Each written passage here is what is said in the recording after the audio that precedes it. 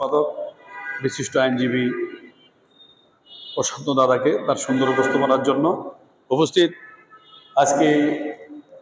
বাংলাদেশ পূজা যৌবন পরিষদ রংপুর মহানগর আয়োজিত আসন্ন শারদীয় দুর্গোৎসব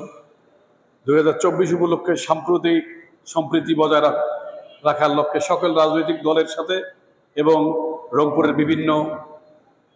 সাংস্কৃতিক এবং স্বেচ্ছাসেবী সংগঠনের বিশেষ করে ইসলামী সংগঠন এবং বৈষম্য বিরোধী ছাত্র আন্দোলনের নেতৃবৃন্দ সকলের উপস্থিতিতে আজকের এই আলোচনা সভায় উপস্থিত সভাপতি, আমি প্রথমেই আমার পক্ষ থেকে আপনাদের অভিনন্দন শুভেচ্ছা জানাচ্ছি। এখানে উপস্থিত রয়েছেন রংপুরের সব রাজনৈতিক দলের গুণীজন এবং অন্যান্য সহযোগী সংগঠন এবং বৈষম্য বিরোধী ছাত্র আন্দোলনের নেতৃবৃন্দ। আসলে বক্তব্য দেবের কিছু নেই, সকল বক্তাদের মাঝ থেকে সুন্দর সুন্দর দিক নির্দেশনা এসেছে। আমাদের উপস্থাপক প্রশান্ত দাদা যেটা প্রথমেই ওনার সূচনা বক্তব্যের মধ্যে বলেছিলেন যে আমরা একটি মনিটরিং কমিটির মাধ্যমে রংপুর মহানগরের 33টি ওয়ার্ডে প্রায় কম বেশি 158টি পূজা উদযাপন মণ্ডপগুলো কীভাবে মনিটরিং করা যায়। আমি মনে করি এখানে সুনির্দিষ্ট উপস্থাপনা যে আমরা সেন্ট্রালি সমস্ত রাজনৈতিক দলের নেতৃবৃন্দ এখানে উপস্থিত আছেন, সবাইকে নিয়ে একটা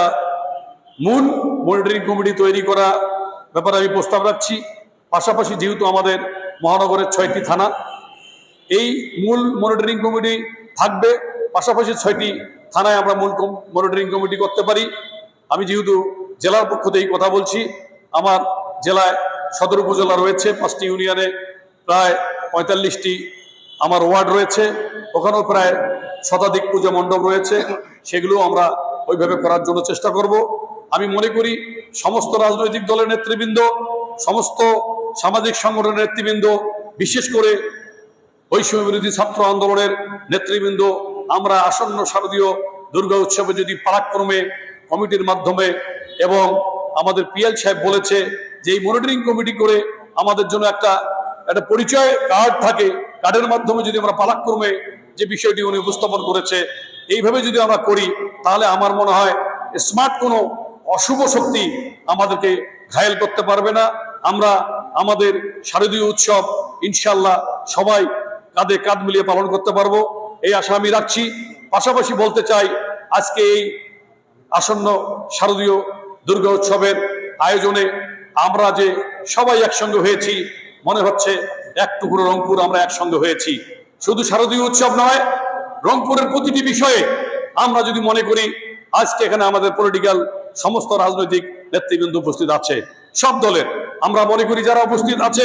সবাই নীতি নির্ধারক, সবাই জ্ঞানী গুণী, এবং আমরা যদি মনে করি আমরা রংপুরকে সুন্দর সুষ্ঠুভাবে একটি সুন্দর রংপুর, একটি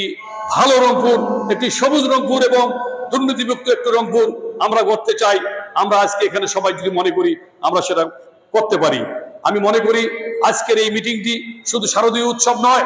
রংপুরের প্রতিটি বিষয়ে আমি সকল রাজনৈতিক নেতৃবৃন্দকে দৃষ্টি আকর্ষণ করে বলবো,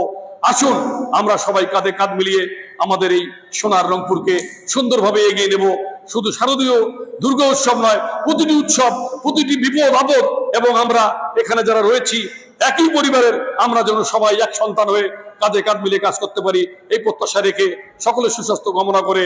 এবং আজকের এই মিটিংটি সফল হোক এই আশা করে আমার কথা শেষ করছি। ধন্যবাদ সবাইকে, ধন্যবাদ আজকে আয়োজক বাংলাদেশ পূজা যৌবন পরিষদ রংপুর মহানগর শাখাকে।